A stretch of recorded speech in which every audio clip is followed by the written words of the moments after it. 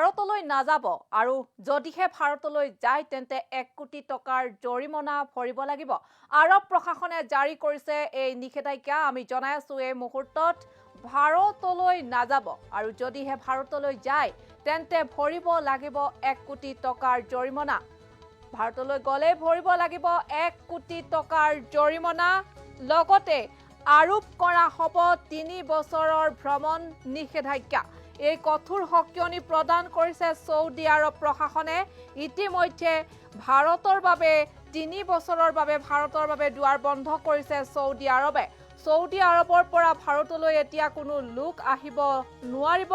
ভাৰত ভ্ৰমণৰ বাবে আহি নিয়ম উলংঘা কৰিলে সন্মুখীন হ'ব কঠোৰ শাস্তিৰ। শেহতীয়াকৈ ভাৰতক ৰেড লিষ্টত অন্তৰ্ভুক্ত কৰিছে সৌদি আৰৱে। কেৱল ভাৰতেই নহয়, কেইবাখনো আগশাৰীৰ ৰাষ্ট্ৰ বা দেশক ৰেড লিষ্টত অন্তৰ্ভুক্ত কৰিছিল সৌদি আৰৱে। কৰোনাৰ বৰ্ধিত সংক্ৰমণৰ বাবেই এনেধৰণে ৰেড লিষ্টত অন্তৰ্ভুক্ত হৈছে ভাৰত। ভাৰতৰ লগতে পাকিস্তান, UAEৰ ভ্ৰমণতো নিষেধাজ্ঞা। সৌদি আৰৱৰ নিষেধাজ্ঞা আৰোপ কৰা দেশলৈ গলে আইনী ব্যৱস্থা গ্ৰহণ কৰিব প্ৰশাসনে। আমি জনাই আছো এই মুহূৰ্তত এটা বিশেষ খবৰ।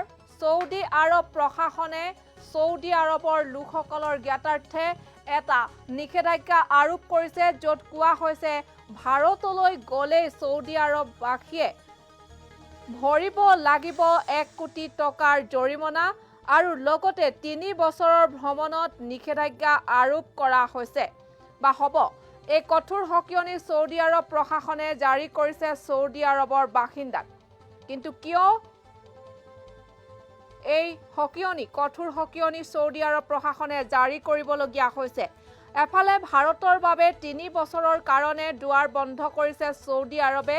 কেৱল ভাৰতকে নহয়, ইয়াৰ উপৰি কেইবাখনো আগশাৰীৰ ৰাষ্ট্ৰক সৌদি আৰৱে ৰেড লিষ্টত অন্তৰ্ভুক্ত কৰিছে।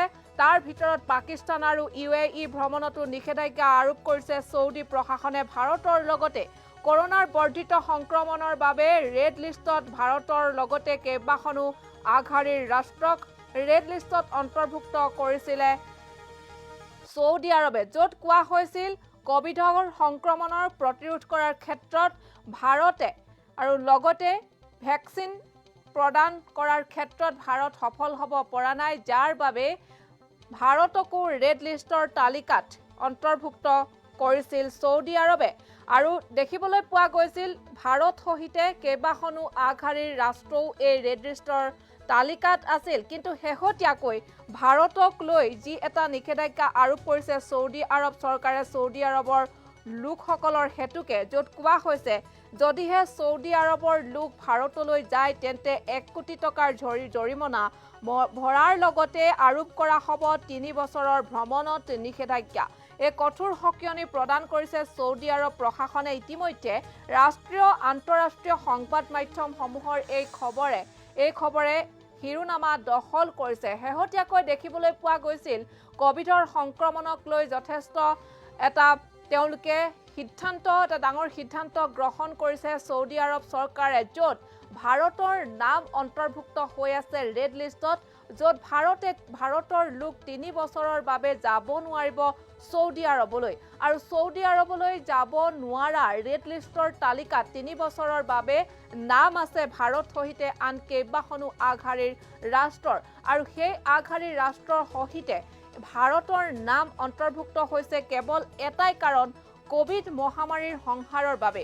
সমগ্ৰ বিশ্বজুৰি কোভিডে কেনে এক ভয়াৱহ পৰিস্থিতিৰ সৃষ্টি কৰিছিলে সেয়া সৰ্বজন বিদিত, যি পৰিস্থিতি বৰ্তমানেও বিশ্বৰ কেইবাখনো দেশৰ কেইবাখনো ৰাজ্যত বৰ্তমানেও হাম কাটা নাই।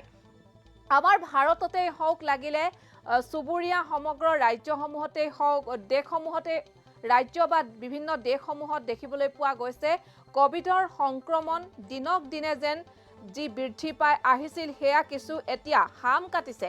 কিন্তু ইয়াৰ সমান্তৰালকৈ কিন্তু চৌদি আৰৱে আন এটা অভিযোগ উত্থাপন কৰিছে। তেওঁলোকে ভাৰতক ৰেড লিষ্টত অন্তৰ্ভুক্ত কৰিছে। ভাৰতৰ লোক লগতে আন কেইবাখনো আগশাৰীৰ দেশৰ লোক চৌদি আৰৱলৈ 3 বছৰৰ বাবে যোৱাত নিষেধাজ্ঞা আৰোপ কৰিছে। চৌদি আৰৱৰ পৰাও ভাৰতলৈ কোনো আহিব নোৱাৰিব। এই কঠোৰ সকিয়নি প্ৰদান কৰিছে ছৌদি আৰৱ প্ৰশাসনে। যদিহে ভাৰতলৈ কোনো ছৌদি আৰৱৰ লোক আহে তেন্তে ৩ বছৰৰ ভ্ৰমণত নিষেধাজ্ঞা আৰোপ কৰাৰ লগতে ভৰিব লাগিব যিজন লোকে বা যি লোকে ভাৰতলৈ আহে ১ কোটি টকাৰ জৰিমনা তেওঁলোকে ভৰিব লাগিব।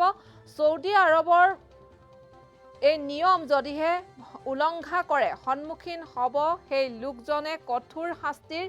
আৰু শেহতীয়াকৈ ভাৰতক ৰেড লিষ্টত অন্তৰ্ভুক্ত কৰিছে ছৌদি আৰৱে। কৰোনাৰ বৰ্ধিত সংক্ৰমণৰ বাবে ভাৰতৰ লগতে পাকিস্তান আৰু UAE ভ্ৰমণতো নিষেধাজ্ঞা আৰোপ কৰিছে ছৌদি প্ৰশাসনে।